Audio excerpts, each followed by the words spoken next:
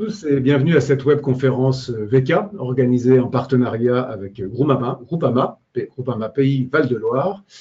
Je rappelle, si besoin l'était, que Groupama est le leader de l'assurance auprès des collectivités territoriales pour la protection des personnes et des biens, la responsabilité économique et sociale et environnementale, ainsi que la prévention et la gestion des risques. Nous avons intitulé cette webconférence sous la forme d'une question: les DGS, véritables patrons de l'administration. Pourquoi ? Parce que plusieurs syndicats et associations professionnelles, et particulièrement le syndicat des DG, proposent qu'un texte, je cite, formule clairement les fonctions du DGS pour fonder sa compétence juridique et sécuriser les actes qu'il contribue à élaborer pour l'autorité territoriale dans la mesure où il encourt une responsabilité personnelle, pénale, en vertu de sa simple délégation de signature. Toute la question, en dehors de la sécurité que peuvent attendre les DGS face aux différents aléas de leur métier, est aussi de les légitimer comme autorité administrative de la collectivité. En dehors des questions que vous ne manquerez pas de poser à nos intervenants, nous avons reçu quelques questions via les réseaux sociaux et je vous propose d'en écouter quelques-unes. N'y a-t-il pas une confusion, parfois entretenue, entre le rôle des élus et celui de l'administration, entretenue par la complexité des adjoints et des délégations de fonctions? La confiance tout avec l'élu, qui est nécessaire, est-elle suffisante pour asseoir une véritable administration moderne? Cette question se posant différemment selon la taille des collectivités. Le chef de l'exécutif ne délègue jamais son pouvoir, il ne délègue que sa signature ou ses fonctions. Quelles sont les conséquences? Un adjoint ou même un vice-président peuvent très bien exercer une autorité sur un chef de service. Quelle réponse apporter à l'autorité administrative et politique? Une autre, plus actuelle, la limitation du cumul des mandats n'incite-t-elle pas l'élu à se comporter en chef d'administration, sorte de PDG, et se consacrer plus à la gestion et non aux politiques, voire, nous l'évoquions en début de webconférence, à décider de fonctionner sans DGS. Pourquoi aucun de ces textes, des textes de loi en cours de discussion, n'a-t-il intégré la création d'un véritable statut pour DGS? Bref, de multiples questions qui seront posées à nos deux intervenants que je m'empresse de vous présenter. Isabelle Joly, DGS de la communauté de communes du Val-Briard. Vous êtes de formation universitaire, vous avez découvert la FPT au cours d'un remplacement, il y a quelques années, en congé maternité, au cabinet du maire, je crois, de la Queue-en-Brie. Le DGS, à l'époque, vous avez incité à continuer ce que vous avez fait. Vous dites avoir acquis des connaissances requises en termes de droit public et de finances au cours de vos préparations au concours, complétées par des formations au CNFPT et à l'ENACT. Je dis ENACT parce que c'était, je crois, en 2019. Et vous avez été successivement DGS de Périgny-sur-Yerres, puis Crécy-la-Chapelle et maintenant de la communauté de communes du Val-Briard. Vous êtes par ailleurs président du syndicat des DG 77, très engagé évidemment dans la place et les missions des DGS. Et je profitais de l'occasion peut-être pour dire quelques mots sur le syndicat et les partenariats qui nous. Alors effectivement, merci en tous les cas. Bonjour à toutes et à tous. Donc cette présence en tous les cas à cette webconférence à l'invitation de Groupama, avec lequel nous avons noué un partenariat départemental justement au niveau du syndicat des DGS de Seine-et-Marne. Donc effectivement, vous l'évoquiez, un parcours tout à fait atypique, un peu autodidacte en tous les cas, mais qui m'a conduit à ce beau poste et ce beau métier de DGS. Co-construit avec à la fois les équipes administratives, techniques, le personnel, puisque je pense qu'on aura aussi l'occasion bien sûr de parler, mais aussi bien sûr dans ce fonctionnement bipartite qui fonctionne avec nos exécutifs, nos maires et présidents. Donc, effectivement, des missions du quotidien au titre aussi du service public. Peut-être aussi apporterons-nous des nuances dans le cadre de notre métier par rapport à la collectivité territoriale elle-même, maire, en mairie ou en type de collectivité. Voilà, parce que quelquefois on pourra y voir aussi quelques nuances. Et présidente du syndicat des DGS, donc ce syndicat que nous présentons malgré tout, puisqu'en fait c'est un grand homme âgé d'un peu plus de 70 ans, puisque cette année nous avons fêté le 70e anniversaire de son existence, un peu plus de 4000 adhérents à l'échelon national. Et donc des sections départementales qui sont tout à fait proactives et dans le sujet du moment très impliquées aussi au moment des élections professionnelles qui, comme vous le savez, se tiennent ce 6 décembre prochain. Voilà, donc en tous les cas, ce parcours et je suis ravie d'être avec vous aux côtés de Maître Landau.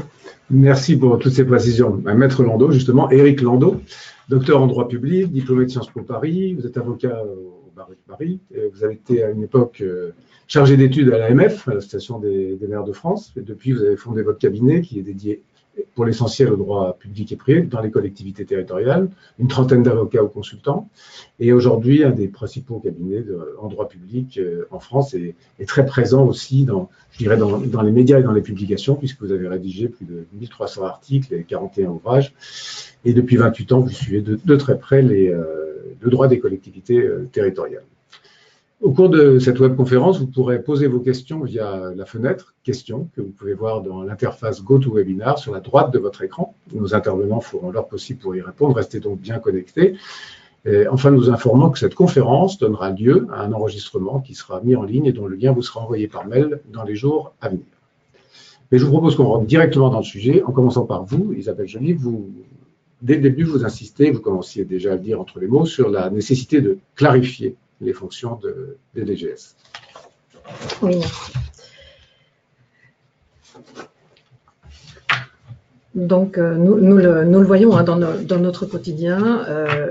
Donc, ce que nous prenons, c'est fonder notre compétence juridique, puisque dans tous nos actes pris par nous-mêmes pour le compte de nos élus et portés par nos exécutifs, nous engageons la responsabilité de notre fonctionnement, de nos organisations.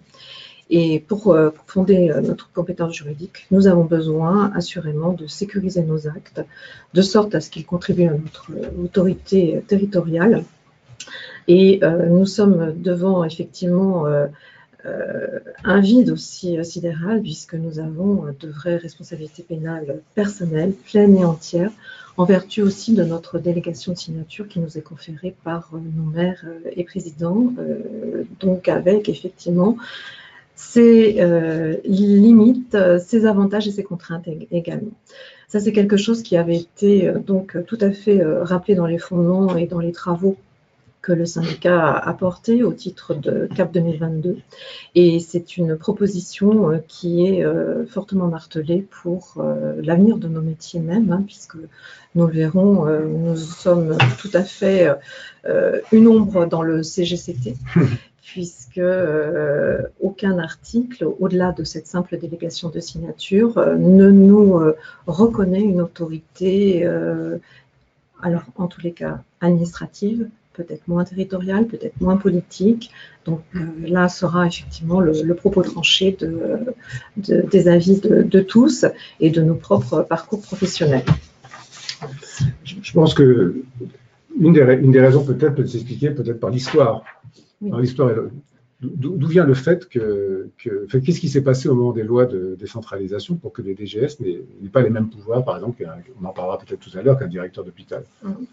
Alors, donc effectivement, du fondement donc après-guerre, mais en tous les cas des lois de décentralisation, il faudra malgré tout attendre l'année 2007 hein, pour qu'un début de reconnaissance soit avéré, donc complété par le décret de décembre 2007, où on a effectivement reconnu l'emploi fonctionnel en tant que tel, abaissé le seuil démographique de sa probable création à 2000 habitants. Donc ça, j'ai envie de dire, ça a été quelque chose qui a été un peu un premier pas de conquête, entre guillemets, mais sans pour autant l'arrêter dans les textes, dans les différents supports que sont les qu'est le CGCT, mais aussi, par contre, plutôt autrement mieux précisé et mieux défini, quand là, par contre, il s'agit de se séparer de son DGS.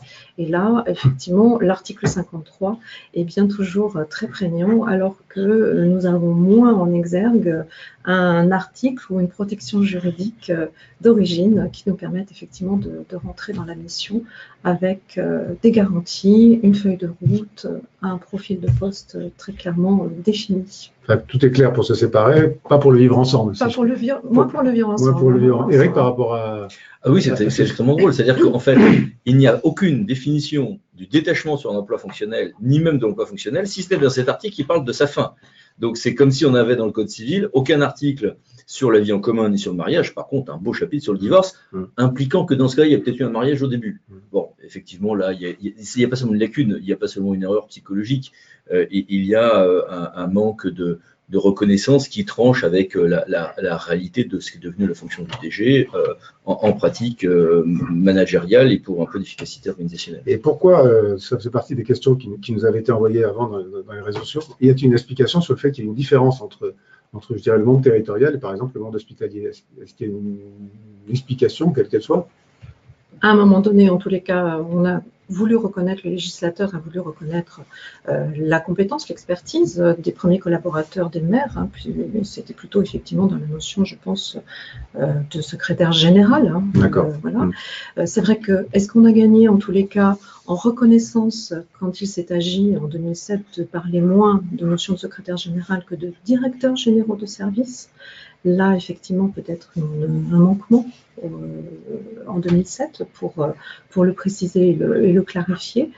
En tous les cas, effectivement, on va avoir des directeurs d'hôpitaux, des directeurs d'OPHLM, et donc bien sûr, ce n'est pas contre les collègues qui sont bien sûr éminents professionnels à ces postes, mais il y a effectivement un vide sidéral sur nos dénominations professionnelles dans la territoriale plus particulièrement. Alors, vous évoquiez dans le slide suivant tout le débat qu'il peut y avoir autour des arrêtés sur les délégations de signature au DGS et au DGA. Oui. Alors, donc effectivement, avec une notion partielle ou exclusive, hein, qui là renforce bien dans tous les cas la délégation de signature à la notion de DGS, puisqu'en fait, selon certaines organisations internes, nous voyons effectivement aux manettes à la fois de fonctionnement, d'investissement, avec des limites financières, des circuits de signature, où nous portons éminemment la responsabilité des décisions même, que nos élus nous confèrent par procuration, par cette délégation. Certains collègues, quelquefois aussi, se limitent volontairement sur ce genre de situation. Nous sommes passés aussi, vous le savez éminemment, à la certification aussi numérique, la signature électronique. Quelquefois, nos élus confèrent aussi en backstage cette signature électronique. Donc, d'autres difficultés aussi qui peuvent s'opérer. Et puis, il va sans dire que en tant que responsable, en tant que signataire, nous sommes bien sûr responsables au-delà de l'aspect moral, bien évidemment, en première ligne d'un point de vue juridique. On saura toujours effectivement nous opposer en tant que numéro 2 d'un exécutif des responsabilités sur un accident de travail, une difficulté de fonctionnement, un marché public qui ne serait dans les bornes juridiques, toutes ces choses, effectivement, nous le portons du quotidien. Quand vous dites que des collègues se limitent, qu'est-ce que vous voulez dire derrière? Vous pouvez l'illustrer. En tous les cas, se limite, se protège aussi en bordant le seuil, par exemple, de limites de signature pour des bons de commande ou des engagements effectivement financiers, où on voit aussi, alors peut-être est-ce prématuré d'en parler là au moment de nos interventions, mais de ni plus ni moins ne plus endosser la fonction de DG, justement, d'être en poste, dirigeant, mais non délégataire de signature. Il y a une deuxième question qui nous arrive, parce que la première a été envoyée un petit peu avant. Quels sont les critères légaux impliquant pour une mairie de devoir prendre la tâche d'un DGS? Est-ce une obligation à partir d'une certaine taille de collectivité ou non? Il n'y a pas d'illégalité frappante, manifeste, sanctionnée par un texte précis à ne pas avoir de DGS. En revanche, cela pose toute une série de dysfonctionnements et de risques.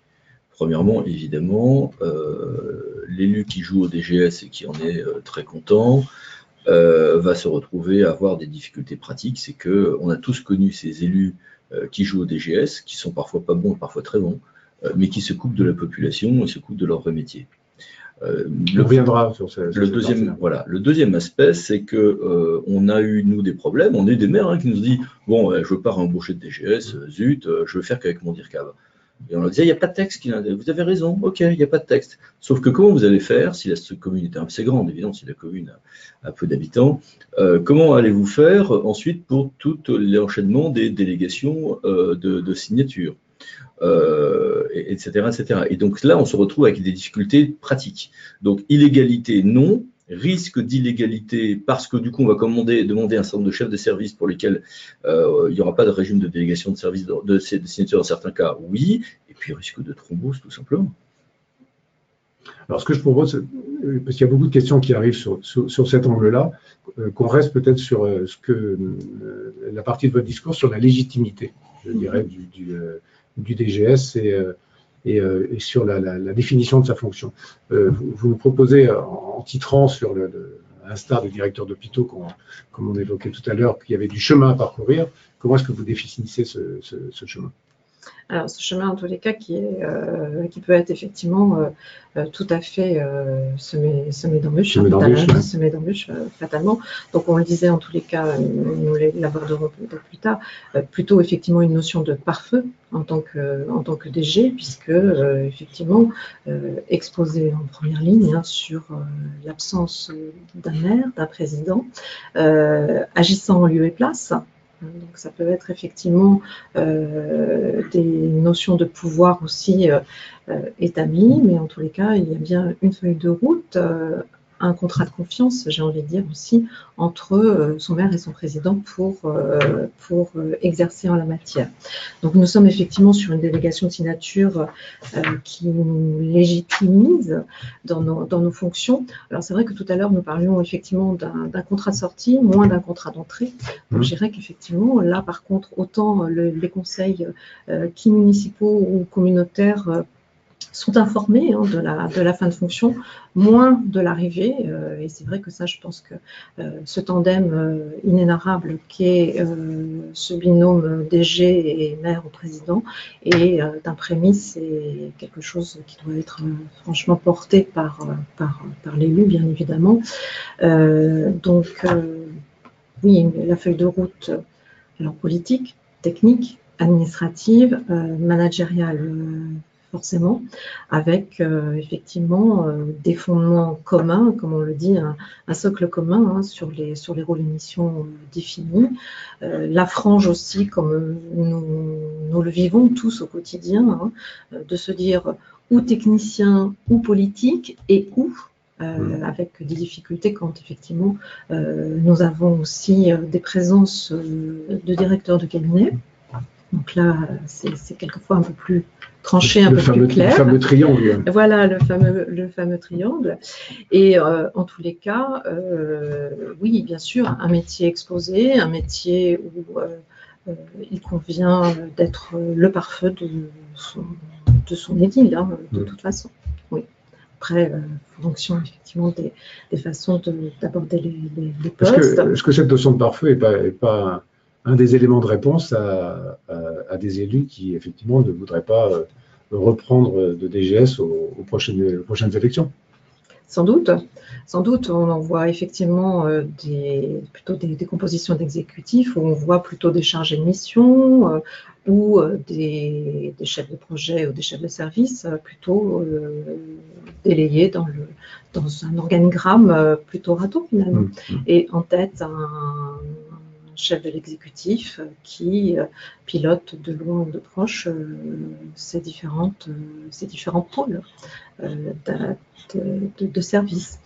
Donc, je m'excuse de vous interrompre. Il y a dans les remarques qui nous avaient été envoyées avant cette webconférence, un internaute faisait la comparaison, enfin en tout cas mettait en rapport la notion de temps de l'administration et du temps de l'élu, et en insistant sur le fait que si c'est l'élu qui directement gère la collectivité, qu'il en a en quelque sorte le président directeur général, si je puis dire, selon l'expression, le danger est là, c'est qu'on confonde les deux temps. Quelle est votre réaction? Est-ce que c'est une vision un peu simpliste? Est-ce qu'elle est assez juste? Non, elle est en partie juste. Néanmoins, effectivement, nous avons aussi des notions de présentiel qui peut être tout à fait compliqué, mais comme des élus qui sont dans la distance, pour d'autres peut-être un peu moins vrai, dans le cadre effectivement désormais de la règle des non-cumuls de mandats, mais en tous les cas, l'élu chef de service, peut-être moins vrai en tous les cas quand nous sommes en maire et président, puisque en principe c'est quelque chose qui est quand même validé ensemble. Plus particulier dans le cadre effectivement d'adjoint ou de vice-président, où là on peut effectivement aborder quelque chose qui passe sur plutôt l'élu chef de service. Et là, dans les organisations, ça pose question, bien évidemment. Ouais, le pire est d'avoir un élu aux finances qui est un financier ou un technicien. J'ai envie de dire que, pardon, mais souvent nos élus sont meilleurs quand ils exercent sur un terrain professionnel autre que leur propre délégation. Eric, vous vouliez réagir sur les propos de... On est bien d'accord. Oui, effectivement, je pense que là, on est justement sur quelque chose qui est au cœur d'une différence majeure par rapport aux autres fonctions où le DG est un DG de plein exercice, comme l'hôpital par exemple, les régies eau et assainissement quand elles sont personnalisées, etc.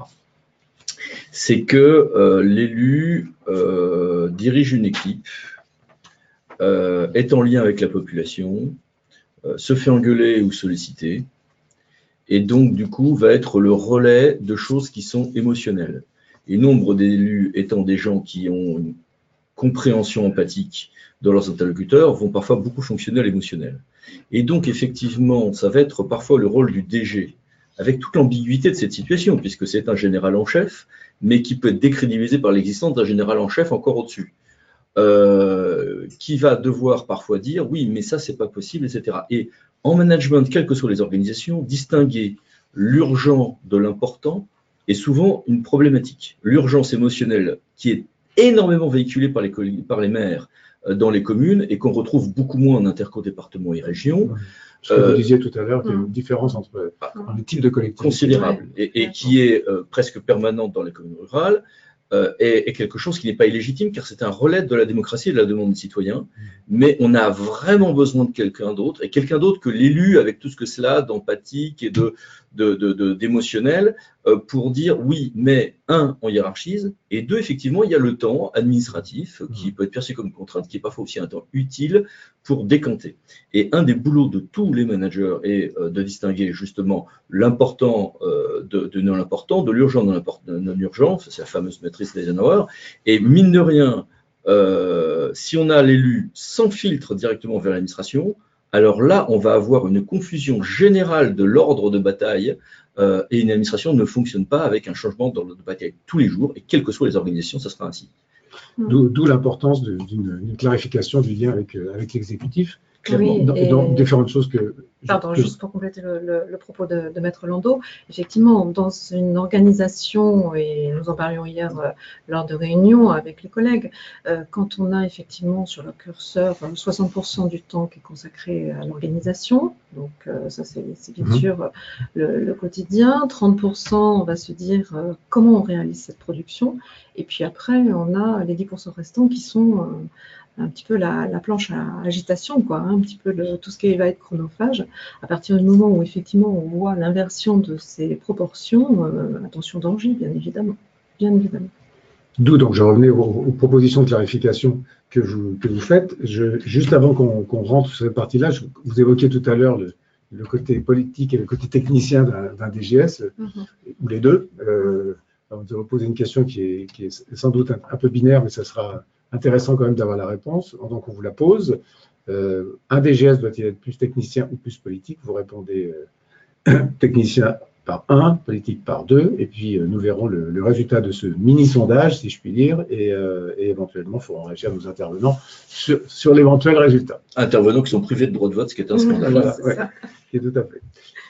Alors, ces fameuses propositions qui sont le résultat, les conséquences et l'urgence par rapport au débat que nous avons. Oui, alors donc effectivement, des propositions que nous avons portées en nos assemblées, nationales. Donc bien sûr, vous voyez décliné en ces 8 points, participer à la définition du projet global de la collectivité et de sa stratégie de mise en œuvre. Donc ça, c'est vraiment, bien évidemment, un préambule où une collectivité sans dessin projeté, sans ligne et feuille de route, la complication est bien sûr majeure. Donc, la difficulté est toujours prégnante de toute façon quand nous arrivons en cours de mandat, bien évidemment, pour les mêmes raisons. Élaborer et piloter la stratégie de gestion et d'optimisation des ressources, là est bien sûr aussi le fondement de nos cœurs de métier, hein, puisqu'il s'agit bien surtout dans le moment des dizaines budgétaires, d'être vraiment vertueux et piloter nos budgets de façon optimale, bien évidemment. Impulser et conduire des projets stratégiques intégrant innovation et efficience des services. Oui, parce que, bien sûr, tout à chacun, au-delà des voies de modernisation de notre administration, nous avons mis en place des solutions internes pour aider nos services aussi à pouvoir fonctionner de façon sécure et moderne, structurer et animer la politique managériale de la collectivité en lien avec l'exécutif. Donc ça, c'est important effectivement, au-delà de l'autorité territoriale, de pouvoir soutenir sa propre politique managériale qui va revenir bien sûr à aboutir sur la légitimité même du directeur des services en son sein. Superviser le management des services et conduire le dialogue social. Et oui, nous sommes toujours à dialoguer, être la personne ressource auprès des services. Ça participe aussi quelque part, bien évidemment, à du coaching du quotidien, ce management qui s'exprime dans les différents services. Mettre en œuvre et piloter l'évaluation des politiques locales et projets de la collectivité. Bien sûr, qui mieux que le directeur général des services ne saurait être porteur du programme de son équipe, de l'équipe municipale ou communautaire. Représenter la collectivité de manière institutionnelle et négocier avec les acteurs du territoire. Nous sommes au quotidien pour l'avancée de nos dossiers à porter auprès des instances institutionnelles et les différents partenaires publics, mais aussi les partenaires et prestataires, nos sujets d'importance ainsi que notre quotidien. Et bien sûr, assurer la veille stratégique, réglementaire et prospective pour être toujours opérationnel et bien évidemment ne pas manquer les échéances législatives et réglementaires qui sont en totale mutation. Et il est vrai que cette période est prolifique en réforme et en évolution juridique. Alors par rapport au tableau, vous dressez de l'ensemble des points importants de l'activité d'un DGS, et Dieu sait que, notamment, pour en avoir discuté avec certains, la partie partenariat avec l'extérieur prend une place importante. Il y a une réponse à notre sondage, la DGS doit être plus technicien que plus politique. 85% technicien. C'est tranché, c'est net. 15% politique, c'est net. Et une remarque d'un internaute qui nous dit, ce qui dépeint d'ailleurs assez bien les 8 points que vous proposez, nous sommes d'accord, le DGS devient un manager plus qu'un pur gestionnaire. Ce n'est pas possible que les maires soient des managers formés et compétents. Il faut passer au XXIe siècle, c'est-à-dire à l'ère du management. Alors passons au XXIe siècle, avec un peu de prospective que vous nous proposez. Oui, alors donc effectivement, nous avons dans le cadre des comment dirais-je, délibérations, donc ça c'est clair, hein, je crois que le cadre est bien celui-ci. Nous préparons et exécutons les délibérations avec les risques encourus. Hein. Je pense que Maître Landau offre un éclairage plus particulièrement pointu et affiné. Les décisions arrêtées de la collectivité, hein, où nous exposons effectivement notre exécutif à la bienveillance du contrôle de l'égalité, justement. Donc, nous avons effectivement cette...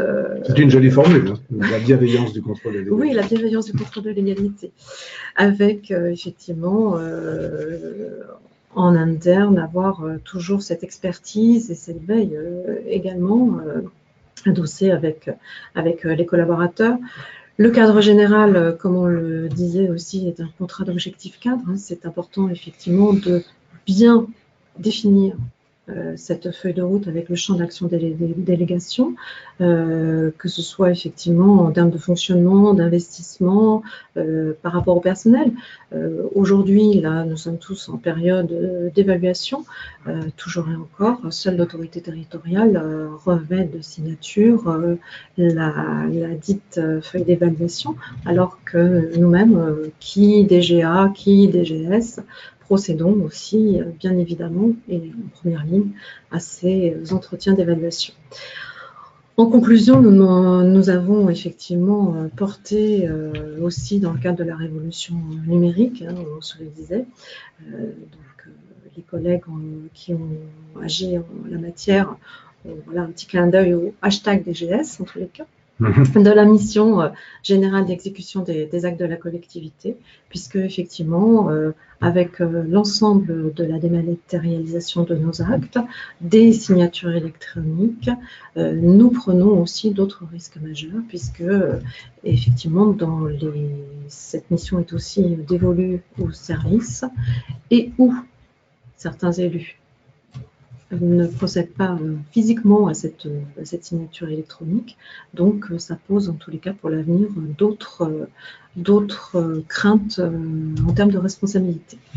Il y a une remarque qui est en fait une proposition au syndicat, j'ai l'impression, mais qui est, à défaut de figurer dans ces CCT, peut-on envisager d'élaborer une charte de portée nationale sur la fonction de DGS par rapport au rôle des élus? Bon, de toute façon, ça participe de la même démarche, que ce soit une charte. Et puis, il y a une autre question qui est plus liée à l'actualité, qui est en cours, qui est, est-ce qu'à votre avis, l'ouverture des postes de direction aux contractuels, qui d'une certaine manière, j'aime bien cette formule, institutionnalise les emplois fonctionnels, ce qui est une analyse pas forcément fausse, est-ce que ça peut avoir une conséquence justement sur l'avenir et le rôle et la place du DGS? Alors, est-ce que ça ne va pas à l'encontre? Oui. Alors, juste si vous me permettez, par rapport à la charte, effectivement, donc à notre niveau, il y a eu une charte de déontologie qui a été écrite. Je crois qu'effectivement, nos élus, en tous les cas, en entrée de conseil communautaire, en entrée d'exécutif, en tous les cas, et de mise en place des différentes instances, nous avons maintenant la charte de l'élu qui est lue. Peut-être conviendrait-il, sans être trop provocateur, en tous les cas, de repenser une formulation, je pense. Après, nous sommes en 2019, alors peut-être est-ce tard pour les échéances, je ne sais pas, 2020. Concernant la contractualisation, oui, la contractualisation, ça corrobore ce que l'on vit aujourd'hui sur le terrain. On peut être inquiet effectivement pour le devenir du métier pur de DGS, avec en tous les cas ce principe de contractualisation qui est en fait un double régime, mais qui peut être aussi quelquefois une double peine, avec bien sûr un artifice, puisque le législateur, bien qu'il ait validé à notre niveau, il y a eu une mobilisation nationale qui a amené à avoir un petit sursaut, j'ai envie de dire, dans cette réforme, donc prenant en compte en tous les cas l'abaissement du seuil de contractualisation à 40 000 habitants. Nous sommes en tous les cas certains d'avoir franchi une étape, moins gagné la guerre par rapport à ça, j'ai envie de dire. En tous les cas, d'avoir fait remonter le seuil à 40 000. Oui, oui. En même temps, on sait que le seuil était à 80 000 et il n'y a jamais eu une foule de contractuels qui se sont jetés sur les postes. Donc, oui. Voilà. Donc, il y a cette réalité. De toute façon, après, c'est un habillage. Je pense qu'il faudra rester vigilant, en tous les cas, sur ces points. En revanche, c'est une faille ouverte sur l'avenir même du statut. Et au-delà de l'impact, bien sûr, porté sur nos métiers, le cœur de métier, les responsabilités qui s'en suivent, c'est aussi l'ensemble du statut qui est en péril, il faut le dire, de l'avenir, effectivement, des catégories, toutes catégories confondues. Alors, je propose que nous allions vers la définition européenne que vous proposez de la fonction de DGS, pour passer ensuite la parole à M. Landau, parce que le temps passe avec une rapidité terrible. Donc, quelques mots peut-être sur ce… Oui, alors, le reporting, en tous les cas, d'ateliers très fructueux qui se sont tenus et qui ont été portés par des collègues, je crois que c'était en 2017, en septembre 2017 à Metz. Et voilà une initiative de retrouver autour de la table tous les acteurs et partenaires du cœur de métier de DG, hein, que ce soit effectivement sur le côté bruxellois, allemand et français, pour essayer effectivement de définir ce métier s'il en est, avec une vision, si ce n'est universelle en tous les cas, clairement définie. Est-ce que c'est bien le patron de l'administration? Est-ce que le politique, on le voit bien malgré tout, et malgré les réponses des internautes, je modérerai aussi cette visée, puisque nous le savons tous. Peut-être qu'il y avait beaucoup d'élus dans ceux qui ont répondu. Nous sommes en tous les cas, donc même effectivement, si nous sommes aux premières lignes des experts, des techniciens, il va sans dire qu'il est toujours tout à fait délicat de ne pas être en phase avec son exécutif. On verrait difficilement cela. Donc, en tous les cas, des modèles allemands tels que bourgmestre, patron d'administration, des choses tout à fait détachées. En tous les cas, une synergie, des définitions communes pour effectivement essayer de porter cette notion de patron de l'administration qui, je pense, serait un gage en tous les cas de sécurité pour l'avenir. Merci beaucoup Isabelle Joly. On va continuer avec vous, Eric Landau, et de toute façon à continuer à discuter ensemble et à prendre des questions qui continuent d'arriver. Mais je vous propose que vous avez intitulé votre intervention globale sur 4 DGS pour les collectivités de demain. Mais très vite, vous évoquez un paradoxe et qui rebondit d'ailleurs un petit peu sur ce que vous évoquiez, c'est-à-dire notamment les exemples étrangers. Tout à fait, mais ça vient d'être dit. En Allemagne, le vrai patron de l'administration, c'est le DG. Et il y a un certain nombre de pays ainsi. Et d'ailleurs, aux États-Unis, l'équilibre entre l'élu, le cabinet et l'administration garde également des DG très forts avec un vrai filtre. Face à ça, on nous dit toujours « Ah tiens, c'est bizarre, en France, c'est différent ». Alors c'est évidemment différent parce que les grands élus de droite et de gauche ont toujours vu, puisqu'en France on avait le cumul des mandats à l'époque, qu'on ne touche certainement pas à leur pouvoir local. Et autant ils voulaient bien garder une présidence purement symbolique dans un hôpital, parce que couper les cordons c'est bien, mais se faire engueuler à la fois par les syndicats et les grands mandarins de le monde hospitalier avec des risques à la clé, ça plaisait moins aux élus. Et un boulot de directeur d'hôpital est un boulot différent, mais c'est un boulot aussi d'équilibriste, mais pas seulement de manager. Mais en revanche, en mairie, effectivement, on était sur un lien plus direct avec le citoyen et initialement sur des compétences plus simples. Parce que le modèle managérial à l'ancienne, du DG à l'échine très souple, qui obéit à monsieur le maire et non jamais le contester, c'est un modèle qui calait très bien quand on avait un temps long et des compétences simples. Aujourd'hui, c'est pas seulement une complexité de la société contemporaine ou du droit dont on peut se féliciter ou qu'on peut regretter, c'est aussi que tout simplement, gérer une organisation aujourd'hui, c'est compliqué et les compétences n'ont strictement rien à voir avec ce qu'elles étaient il y a 30 ou 40 ans. Et puis les organisations ont changé aussi. Et voilà. Les intercos ne se gèrent pas de la même manière qu'une… Tout à fait. Et donc, du coup, le modèle, notamment pour les communes d'une certaine taille, fait que du coup, on se retrouve avec un vrai besoin managérial et néanmoins une hiérarchie dans l'affichage symbolique du commandement qui nécessite, qui peut aboutir à des choses remarquables quand il y a une bonne hiérarchie ou un trio avec le DIRCAB, enfin je veux dire la différence de traitement d'une mairie à l'autre sur le point de savoir qui va s'occuper des répartitions par exemple de subventions aux associations est tout à fait frappante de ce point de vue-là.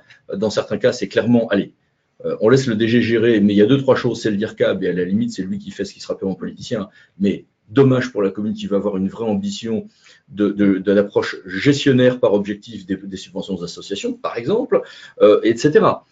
On a beaucoup de questions sur l'interférence du cabinet entre l'élu et le DGS, et notamment d'intervention directement dans les services. Et comment réagir dans ces moments-là? Moi, je pense que le DIRCAB est très utile dans les grosses structures, justement, pour avoir la possibilité de dire, écoutez, le DG, si demain le DG, vous voulez en faire un vrai patron, on aura bien besoin d'un rouage qui sera là pour vérifier que néanmoins cette administration neutre et technique, y compris au niveau du DG, suit les prescriptions faites. Alors évidemment, au quotidien, le DIRCAB peut être un super enquiquineur pour le DG, mais démocratiquement, c'est tout de même un rouage, sauf à ce que ce soit l'élu qui lui-même fasse ce travail-là. Oui, moi je suis notamment en termes de taille de collectivité. Oui, de taille de collectivité, oui, puisque après, objectivement, la strate démographique peut être difficile à fixer, quantifier. Mais en tous les cas, quelque part, effectivement, ça peut être aussi quelque part, en grande collectivité, on est bien d'accord que c'est la feuille de route aussi politique qui va être définie par le DIRCAB, et ça permet aussi de prendre, quelque part, ça peut être aussi la séparation des pouvoirs également qui doit être claire là aussi dès le départ, de par le même l'exécutif, qui lui doit effectivement conférer clairement les choses.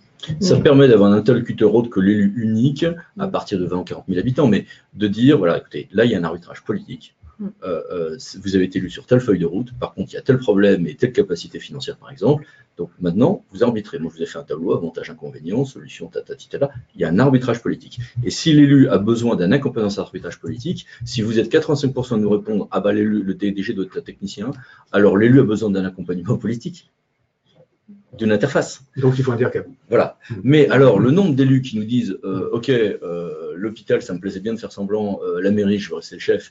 Et alors, c'est les mêmes qui vous disent oh là là, on a fait notre office de tourisme en EPIC, mais on découvre qu'en EPIC, ou l'eau, l'assainissement, la régie, et on découvre que celui qui est l'ordonnateur, celui qui préside la CAO et celui qui va recruter, c'est le directeur. Alors en général, il râle. Et puis si le directeur est bon, et qu'il voit qu'ils peuvent le virer à peu près, eh bien, en tout cas à un terme régulier ou avec certains délais, eh bien, ils vont découvrir que finalement, c'est vachement commode. Que ça leur permet d'avoir un filtre face aux sollicitations, en marché public, en recrutement prétendument sociaux, prétendument politiques, mais enfin qu'on fait quand même la dernière année de mandat, ce qui est un scandale, et que nous n'avons plus les moyens de nous payer. J'y vais un peu fort, mais voilà. Et donc finalement, on est vachement content qu'il existe ce filtre dans un certain nombre d'établissements. Est-ce que ça pose pas, ce que vous vouliez évoquer d'ailleurs, une question de clarification des responsabilités des uns et des autres, parce qu'on est devant. Oui, mais c'est le flou qui aujourd'hui est dangereux. C'est-à-dire que le problème que l'on a dans un grand nombre d'administrations, je pense notamment aux questions de responsabilité pénale. Le nombre de dossiers où vous voyez, et alors pour le coup, on est vraiment au cœur de choses sur lesquelles nous intervenons beaucoup. Le nombre de dossiers où vous voyez finalement un problème au stade de personnel d'exécution. Et on se dit, c'est à la fois l'adjoint au maire et le DGST ou le DGA ou le DGS qui vont se retrouver mis en examen. Alors évidemment, de prime abord, ça choque. On se dit, bah, attends, ils sont loin, on ne va pas faire payer le lampisme, enfin, pas non plus systématiquement faire payer les patrons. Mais si, parce qu'à partir du moment où, au sein des étages infra-administratifs, on n'a pas organisé qui faisait quoi, ça devient la responsabilité des décideurs. Et dans les décideurs, on se retrouve de plus en plus souvent avec des mises en examen conjointe des personnels administratifs et des élus, justement parce que la frontière est floue. Donc, frontière floue égale, dans une logique pénale, pas indemnitaire, ah bon, bah alors dans ce cas-là, je tape les deux qui ont ensemble, complicité ou coaction, commis l'infraction. Donc, il y a besoin d'une grille. D'autant que sur la grille de toutes les infractions involontaires, on a déjà des grilles qui distinguent qui était en premier rang, qui n'était en deuxième rang pour agir ou pour commettre telle ou telle imprudence ou négligence. C'est la grille de la loi Fauchon de juillet 2000. Ceci dit, ne nous leurrons pas, on n'arrivera jamais en droit à tout clarifier par avance, et l'idée de faire des précisions extrêmement subtiles pour dire qui fait quoi de l'élu du DG se heurteront toujours à la complicité du réel. Donc il faut mieux préciser, mais pas rentrer dans un grand travail qui serait intellectuellement satisfaisant et qui serait impraticable de décrire les choses avec un grand degré de minutie. Mais refixer quelques lignes frontières par voie législative, y compris pour ces questions de société pénale, oui. En attendant que ça soit fait, parce que ça ne sera pas fait d'ici à 2020, moi je retiens l'idée que vous avez évoquée tout à l'heure de la charte. Alors, le juriste à la base, il n'est pas évoqué par un interne, donc oui. Je ne fais que transmettre les bonnes idées. Oui, mais si demain on considère qu'elle était mauvaise, je suis ravi que ça vous soit imputé. Et donc, pourquoi? Parce que les juristes à la base, ils n'aiment pas les chartes. C'est un truc pipeau qui n'a rien à dire, sauf quand on lui donne une valeur juridique, comme la charte de l'environnement qui a une valeur constitutionnelle. Oui, sauf que là, pour le coup, on sait tous très bien que désolé pour les pourcentages d'élus qui l'encadrent, mais ça ne vous concerne pas vous, ça concerne les autres. Le débugage d'un nouvel élu les 6 premiers mois de mandat, c'est parfois un peu difficile. Et parmi les débugages qu'il y a, parmi le temps d'adaptation et d'apprentissage, devrais-je dire en termes plus posés, d'un élu, il y a de comprendre ce que c'est la neutralité d'un DG, la possibilité de le virer, mais quand on n'en est pas content techniquement, mais que par contre, il faut, ce qui est compliqué, ne pas lui faire perdre sa légitimité vis-à-vis de ses troupes, mais à un moment donné, en cas de crise, on en change, mais pas pour des raisons d'affichage politique. Ok, le DG est aujourd'hui un patron et un manager, 80%, 5% on l'ont dit, et je joins mon vote dont j'étais privé pour aller dans ces 85%. Mais, du coup, si vous faites une jolie charte avec votre syndicat, co-signé par l'AMF ou éventuellement d'autres associations d'élus en plus, vous aurez un document, vous tous DG, à présenter à vos élus en disant, juste pour information, en gros, voilà le mode d'emploi. Alors si c'est signé le syndicat des DG, évidemment, ça, si demain vous avez une signature de l'AMF, voire en plus ADF, ADCF, ARF et autres, youpi, ça aura une valeur. Mais du coup, ça doit être un document de 2 pages. Car les élus qui nous écoutent, qui ont le courage de faire des webinaires, auront le courage de lire ces documents. Mais certains élus n'auront pas, en début de mandat, ils sont pris de temps de dire un document de 15 pages. Alors, ce que je vous propose, c'est qu'on pose une question déjà à nos internautes, qui est une question un peu binaire également, mais c'est l'intérêt de ce genre de questions sondage. Selon vous et dans votre collectivité, la répartition des rôles entre élus et DGS est-elle claire? Réponse par oui, par non. Et qu'on arrive sur la proposition, en tout cas la réflexion que vous proposez, d'avoir un raisonnement par fonction. Oui. Oui, en effet, il y a... c'est bien gentil de dire que le DG doit être le vrai patron et de dire qu'on va clarifier les fonctions ou les délégations. N'empêche qu'on va rester d'abord sur des délégations de signature, n'empêche qu'il y a quand même des éléments démocratiques qui font que ça doit être quand même l'élu, le patron. Et moi, ça suscite en moi 2 séries de réflexions. Première série de réflexions, c'est comment gérer les crises et les désaccords si demain l'élu a un rôle un peu plus en retrait, ou en tout cas plus centré sur des fonctions politiques et de gouvernance générale.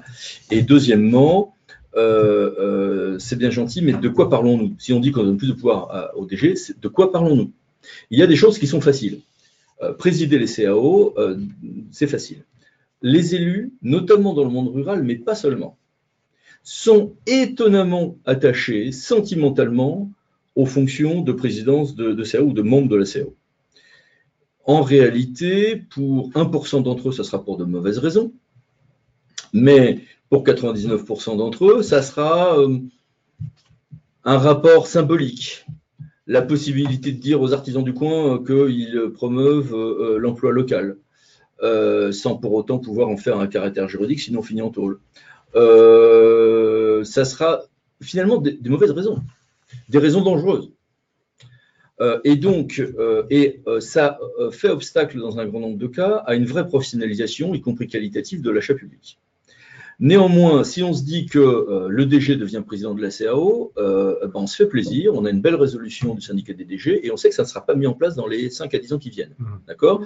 Donc, est-ce qu'on n'a pas une possibilité de prévoir que, par exemple, d'abord, on va avoir notre code de la commande publique, là, il va être entré en vigueur au 1er avril 2019 et ce n'est pas un poisson. Mais est-ce qu'on pourrait prévoir, il est encore temps de faire un ultime lobbying, la possibilité d'abord de bien blinder qu'on peut avoir plusieurs CAO pour que sur certaines fonctions, ça puisse être le DG, sur certaines fonctions, l'élu, par exemple. Ce qui nous permettra d'éviter en plus toute une série de problèmes de conflits d'intérêts qu'on sait moins gérer depuis que la multiplicité de CAO dans une collectivité est moins sécurisée que sous le code de 2006.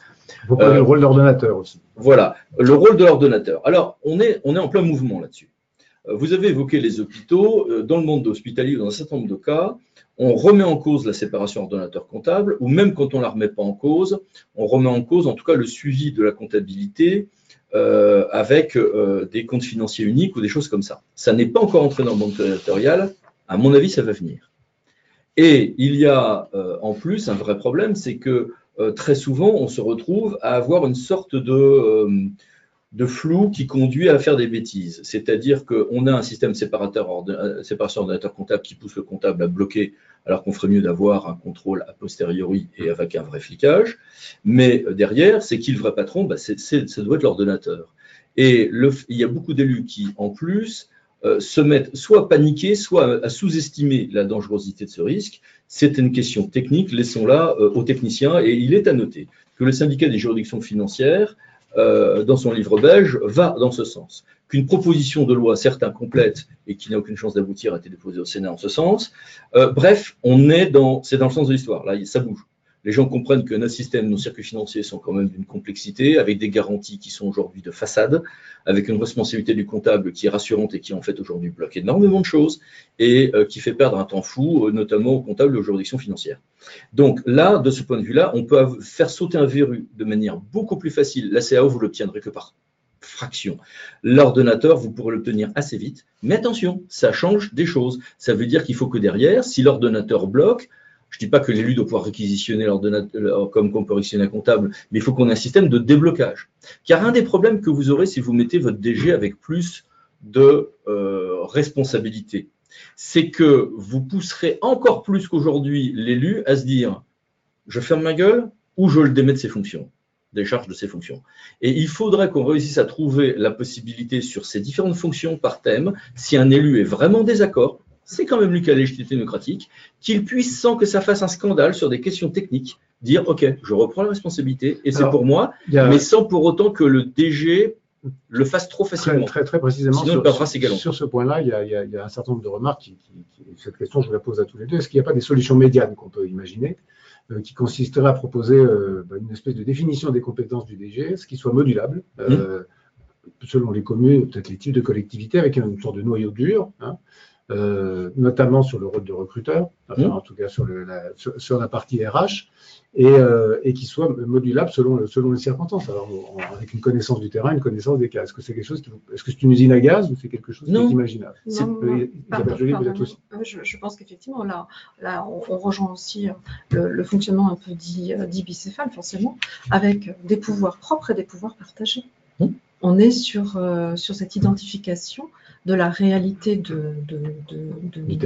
terrain et puis des évolutions sociétales, comme le disait Maître Landau, et la révolution numérique aussi, puisqu'en fait, tout à l'heure, vous abordiez effectivement la notion de l'ordonnateur, mais c'est vrai que le lien avec le comptable, quelquefois, on se dit bien, mais on prend ce risque en tous les cas en termes de contrôle de légalité, mais peut-être pourrait-on avoir aussi un verrou supplémentaire là, qui soit franchi, entre guillemets, puisque avec la foule des maths, comme on dit, tout est visible pour justement le bienveillant contrôle de légalité, qu'il soit en juridiction CRC ou en trésorerie principale à la limite.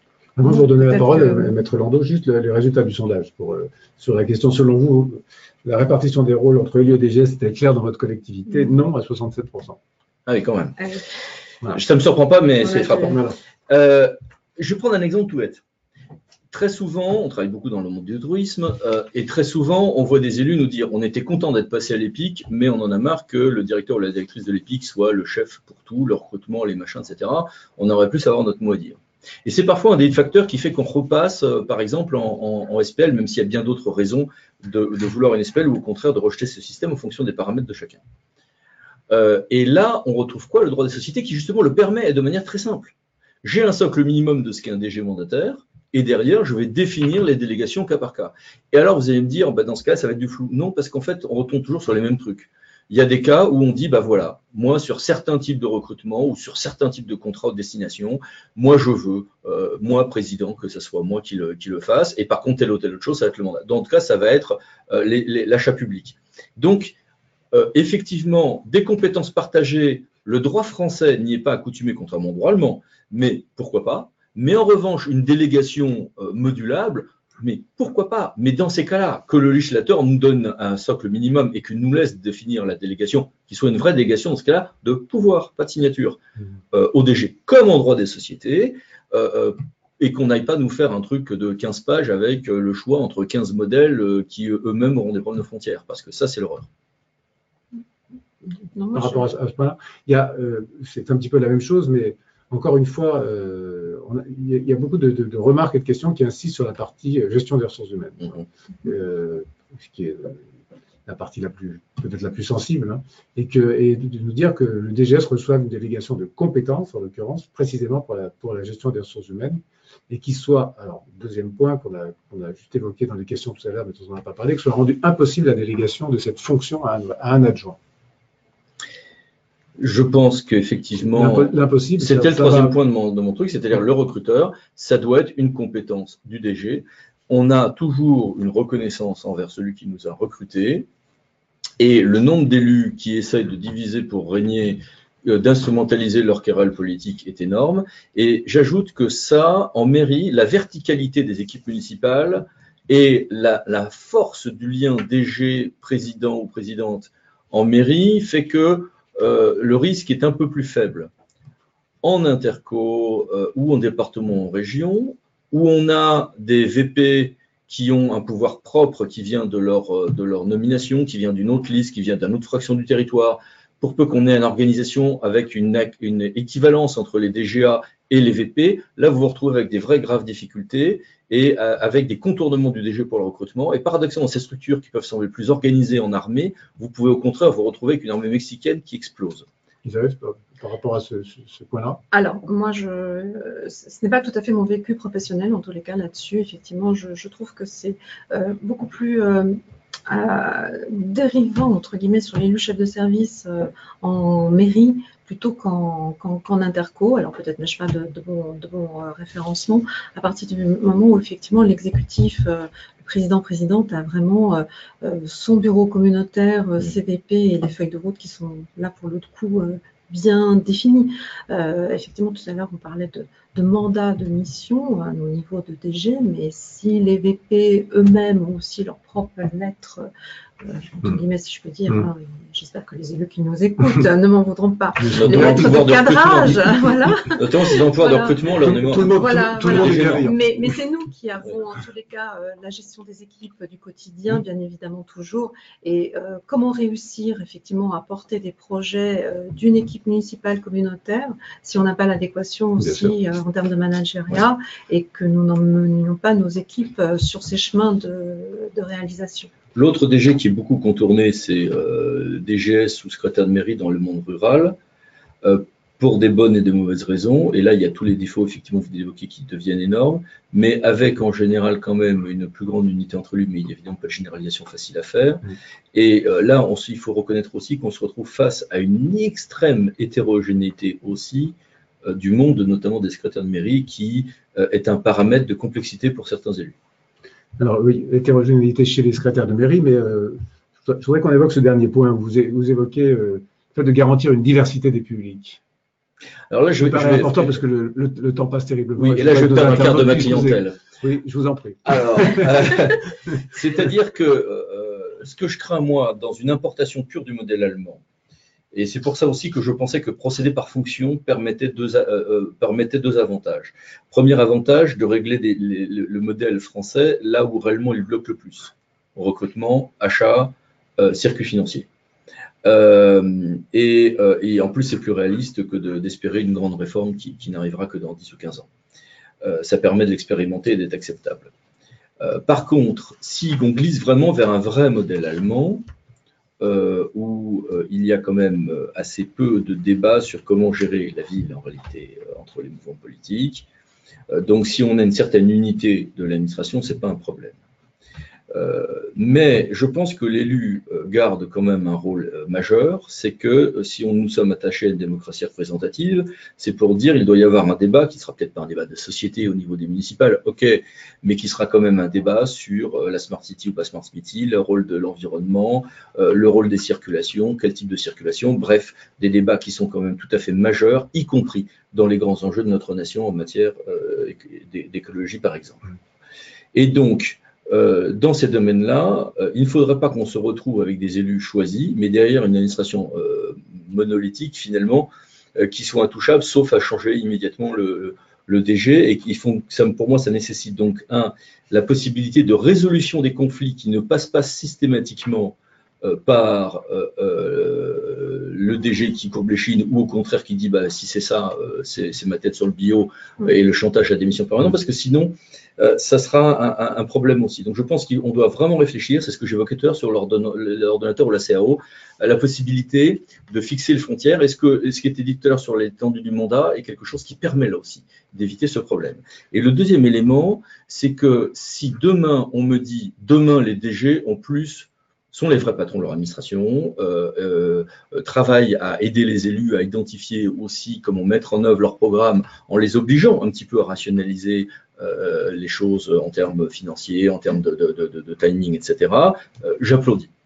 Mais si ça passe par une haute fonction publique qui continue un mouvement d'homogénéisation que je crois constater depuis 30 ans, homogénéisation notamment culturelle, moindre hétérogénéité dans les écoles d'origine, moindre, vous avez cité mon parcours tout à l'heure, je ne peux pas être accusé de défendre, d'être contre certaines écoles, mais je pense que si tout le monde vient de l'INET et au sein de l'INET du même parcours, à la limite, pourquoi pas, mais dans ce cas-là, garantissons une grande diversité des profils des gens qui se retrouvent là. Est-ce que là, vous n'ouvrez pas la porte à la contractualisation?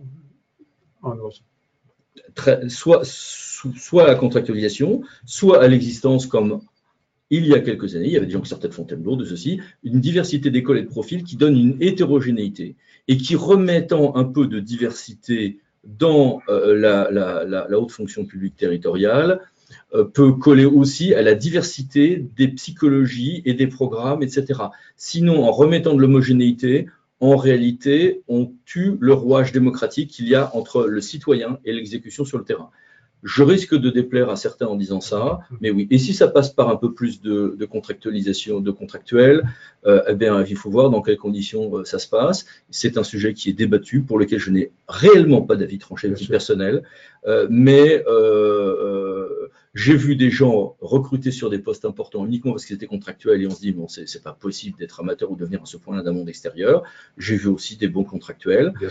Donc, peut-être y a-t-il des solutions intermédiaires à trouver. En tout état de cause, le statut me semble une condition indispensable et donc son maintien à titre ultra-majoritaire pour garantir la neutralité et le professionnalisme qu'on évoquait.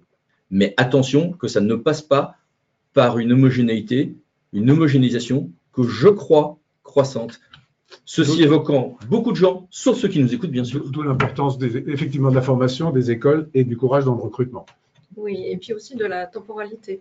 Puisque c'est vrai que sur l'emploi fonctionnel, on est sur 5 ans, pas calé au mandat, donc ça peut aussi poser question dans l'exercice des fonctions en général aussi.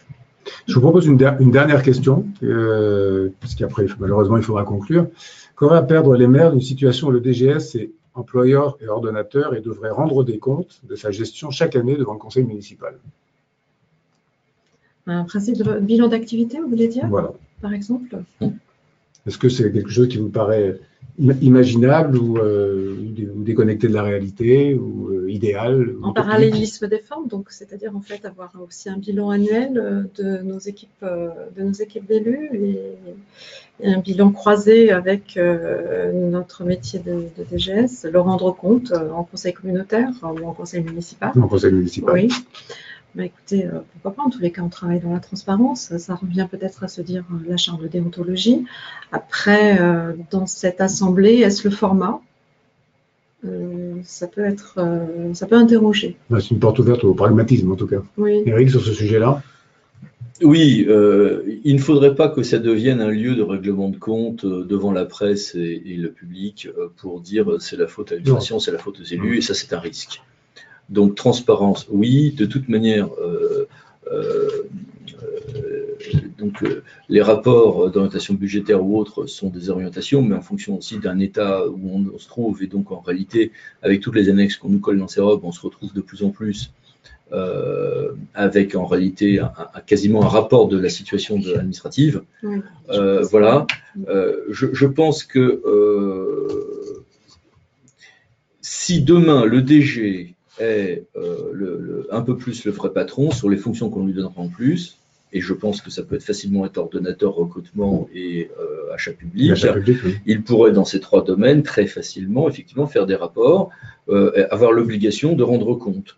mais rendre compte, vous voyez, je pense plus à l'analogie avec les fonctions qu'on délègue au maire, et là c'est une délégation de pouvoir du conseil vers le maire, ou de du conseil communautaire vers président, bureau ou vice-président, et où on doit rendre compte à chaque conseil de ce qu'on a fait. Ça pourrait ne pas être à chaque conseil, mais dire au DG, bon bah voilà, le DG vous fait un point sur les décisions qui ont été prises dans tel et tel domaine et c'est justifie, ça pourrait être pas mal.